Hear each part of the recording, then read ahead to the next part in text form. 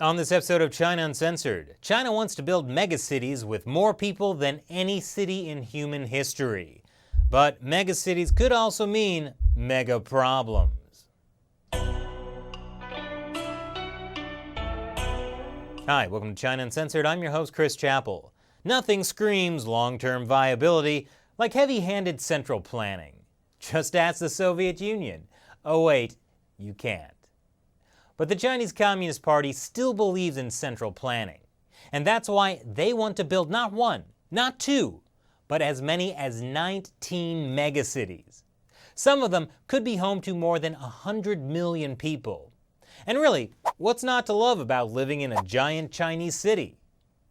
Now sure, central planning can occasionally have some small downsides. Like that one time in the 1950s when Mao Zedong suggested that people make steel in their backyards instead of farming their crops. And then like 50 million people starved to death. But oops, right?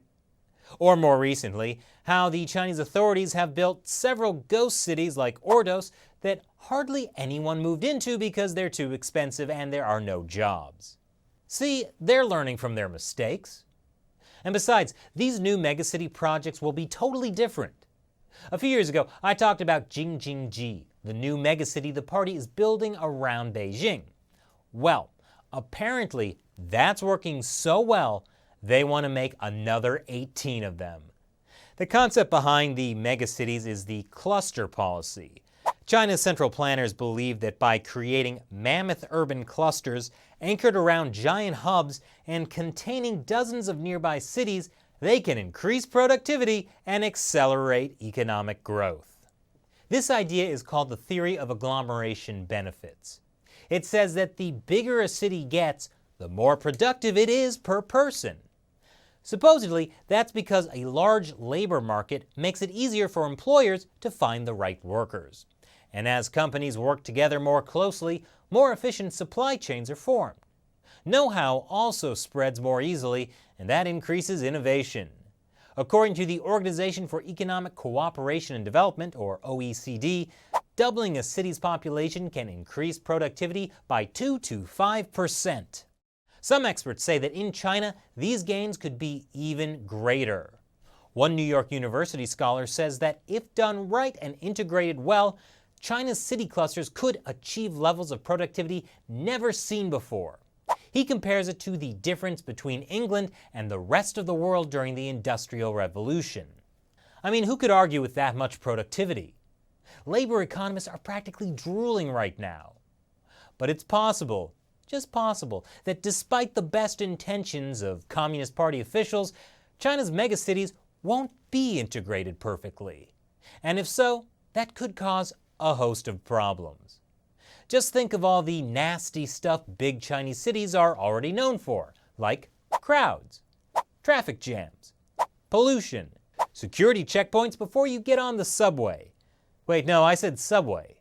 That can't be the right photo. What's that, Shelley? Oh, they did introduce airport-style security checks temporarily in Beijing after an alleged terror attack in a totally different part of the country. Anyway, take all the standard big city issues and multiply them across 100 plus million people. And multiply that by 19 megacities. That's one heck of a math problem. But one of the most widespread problems with megacities is also one of the most basic. Simply getting from A to B. Theoretically, high-speed train lines could make this easy. But that's not quite the case in all of these future megacities. For the Wang family, A is Yangtze, a 700,000 strong bedroom community where Mr. Wang lives, and B is Beijing. Mr. Wang gets up at 5 a.m. to stand for over an hour in a line that stretches for several blocks for a bus to Beijing. More specifically, for a bus to Beijing for his daughter. 有时他坐不上座位呢，老人心里就心不安，所以说每天都给他排队。 The commute to Beijing is so bad that people's elderly parents stand in bus lines on behalf of their children so they can get an extra hour of sleep and not burn out.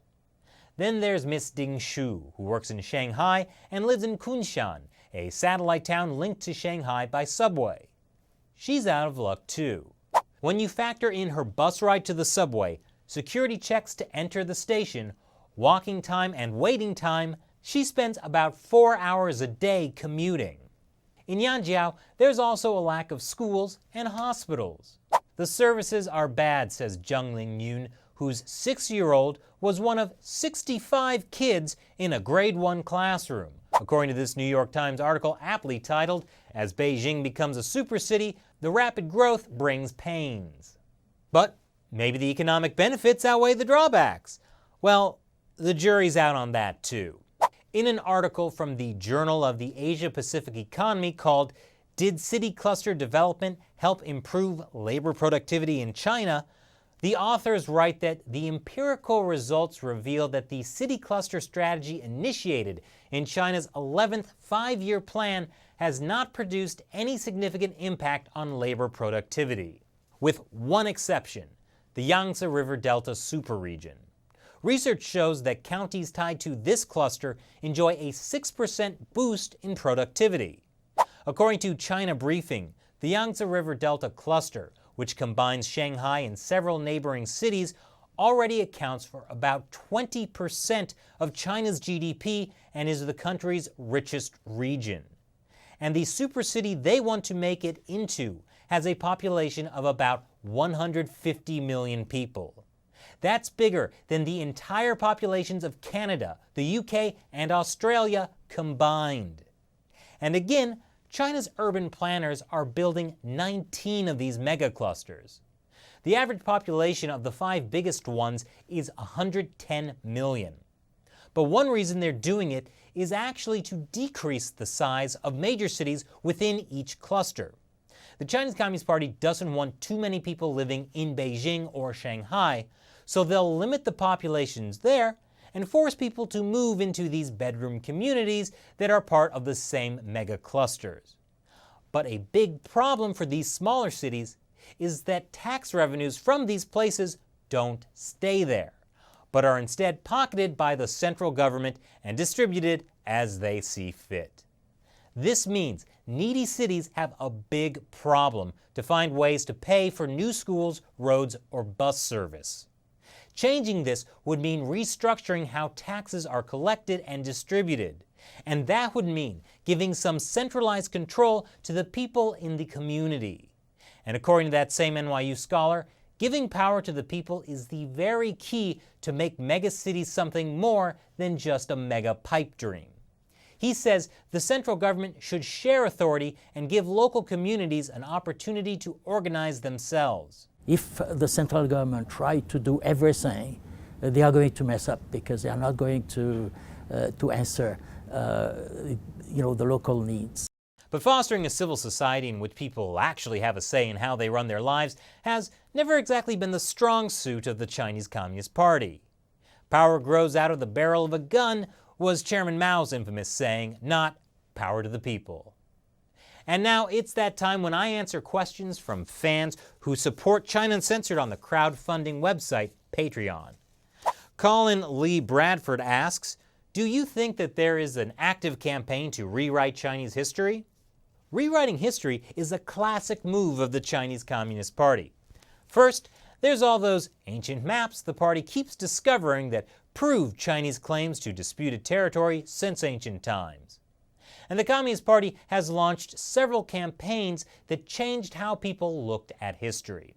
For example, in 1973, people were required to criticize Confucius in the Criticize Lin, Criticize Confucius campaign. Lin referred to Lin Biao, and that's a whole nother story. But these days, the Communist Party is using Confucius, setting up Confucius Institutes around the world to spread party propaganda. And the Communist Party was photoshopping before it was cool. Before it even existed, actually. Here's a picture of Mao Zedong looking awfully emaciated with 3 of his close comrades. Except Bo Gu on the left was purged and edited out from the history books. History is what you make of it, I guess. So if you'd like to have me answer your questions on the show, support China Uncensored with $1 or more per episode on Patreon. Your support is what helps keep the show alive, and you'll get some cool perks. Link is below. And what do you think about China's great plan to condense into a country of super regions? Leave your comments below. Once again, I'm your host, Chris Chappell. See you next time. Hey, if you like China Uncensored, be sure to subscribe and turn on that notification bell. Actually, YouTube has not really been notifying subscribers, even if they turn the notification bell on, so just check back every Monday, Wednesday, and Friday for new episodes. And hey, hit that like button while you're at it.